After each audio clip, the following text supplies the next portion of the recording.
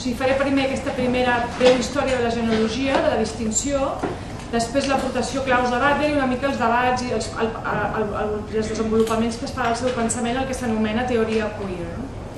Bé, originalment la distinció sexe-gènere fou emprada en el discurs mèdic amb la finalitat d'articular la incomoditat que afirmaven patir pacients que conseqüentment reclamaven un canvi de sexe.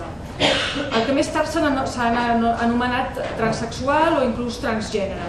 Hi ha tota una història molt complexa de l'etiologia d'aquestes distincions que s'han anat també separant del que s'ha entès com la categoria identitària de la no sexualitat, el transvestit, etc., que són molt interessants perquè donen moltes claus de l'estudi de tots els mecanismes de patologització i de normalització de pràctiques d'identitats sexuals que es fan des de l'àmbit de la medicina i de l'anomenada sexologia. Inicialment va ser el 1910 que Hirschfeld, un metge alemany, va acunyar aquest terme transvestit per referir-se a homes, en concret, que es transvestien amb robes assignades a les dones. Ocasionalment s'utilitzava el terme transsexual psíquic, o sigui que això ja fa molts anys, estem parlant de 100 anys, literalment. 1930 comencen a haver els primers intents de canvi de sexe quirúrgic, 1933 el més conegut, etc. 1949 es comença a utilitzar per primera vegada el terme transsexual. En el 1950 el transsexualisme es dona a conèixer entre el gran públic, sobretot a través dels mitjans de comunicació, per l'atenció que presten a dos canvis de sexe coneguts, que són els de Christine Jorgensen i Roberta Cowell. Els avanços tecnològics que possibiliten aquests canvis i que d'alguna manera necessiten una articulació retòrica per justificar-los i per desenvolupar-los, necessiten, doncs, el que fan és aprendre prestat el terme gènere de la gramàtica i estableixen aquesta distinció retòrica que és la distinció sexe-gènere.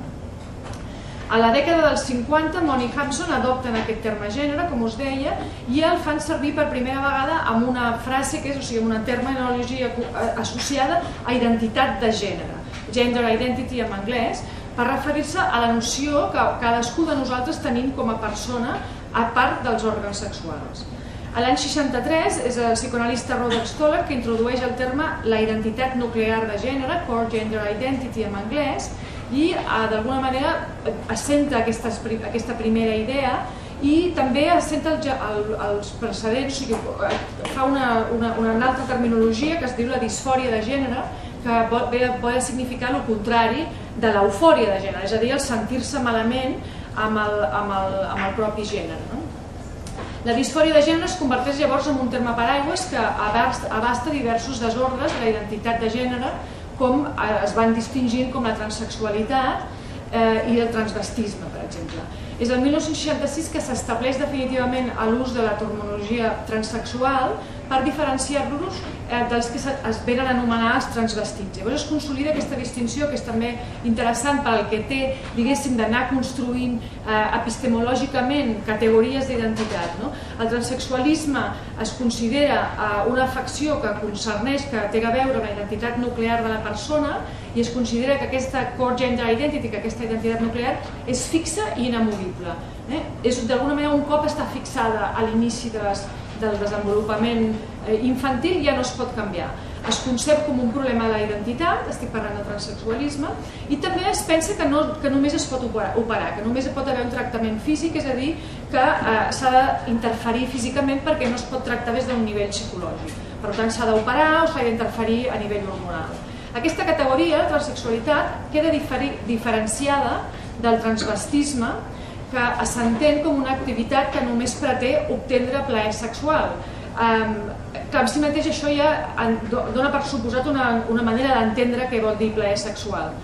El transvestisme també es considera que es classifica no com un trastorn de la identitat de gènere, sinó com una perversió sexual, i es considera que no aspira a convertir-se físicament, sinó només en viure en moments diferents de la vida amb aquesta, diguéssim, identitat de gènere creuada. Per suposat, aquestes idees, o sigui, anar definint identitats des de la ciència, doncs es topa amb moltes crítiques, però també amb préstecs que són interessants. Una crítica que es fa al model mèdic i se segueix fent des dels primers moments fins ara és que essencialitza la identitat de gènere. D'alguna manera s'acusa el transsexualisme com a categoria psiquiàtrica de fer una transvasia de gènere institucionalitzada que el que fa és sostendre un sistema de gènere dicotomitzat entre homes i dones. És a dir, si algú no està bé amb un, ha de forçosament traslladar-se amb l'altre i es medicalitza aquest canvi. Hi ha crítiques com la de Shapiro, que em sembla molt encertada, quan diu, en part, tractar qüestions de gènere per mitjà del canvi de sexe quirúrgic és una mica com apropar-se a un dermatòleg per solucionar el problema del racisme. Com esteu veient, per el que jo us estic explicant, o vull aclarir, la meva perspectiva és una perspectiva sociològica. Jo el que he intentat fer en el meu treball ha sigut d'alguna manera afegir una mirada sociològica a idees d'una filòsofa, que és Judith Butler, que també ha pres coses prestades, com veiem, de psicoanàlisi, etc.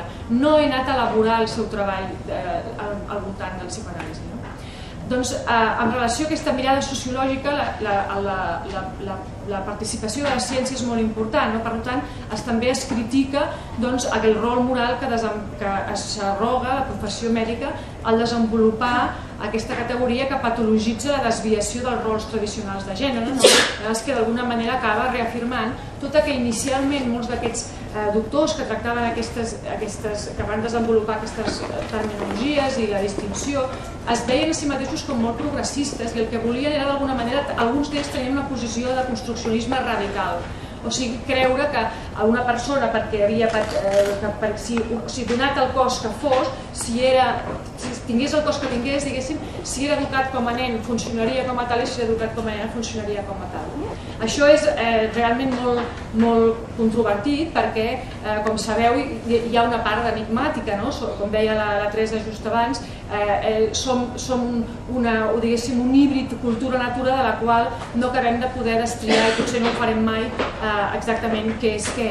Però en aquest moment sí, alguns d'aquests metges tenien aquesta posició de construccionisme radical, veient que tota aquesta identitat de gènere, d'aquesta sensació d'identitat de gènere, venia donada per un desenvolupament, o bé un desenvolupament hormonal o social d'una manera molt important. L'altra crítica era també que es convertia aquesta mobilitat de gènere en una cosa individual, és a dir, s'abstreia del context social i es deixava fora de la crítica política. És a dir, si algú se sentia disfòric de gènere, potser era perquè en lloc de plantejar-se que potser la definició de gènere era constranyidora, doncs s'individualitzava el problema.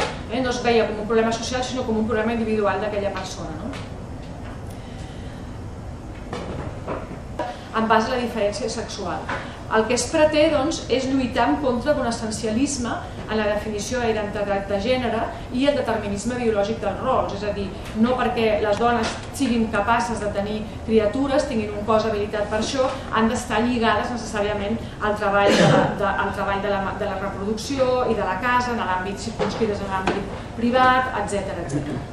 És a dir, tot aquest desafiament feminista dona forma als debats en contra del determinisme biològic de la ciència sexista, encara que es critica més recentment per no arribar a qüestionar-se aquesta distinció naturalesa-cultura sobre la qual es basa la distinció sexe-gènere. No sé si es veu, és una obra de Barbara Kruger que m'agrada molt, ella, i diu "We won't play nature to your culture", és a dir, no jugarem el paper de natura a la teva cultura, no farem el personatge de la natura contra la teva cultura.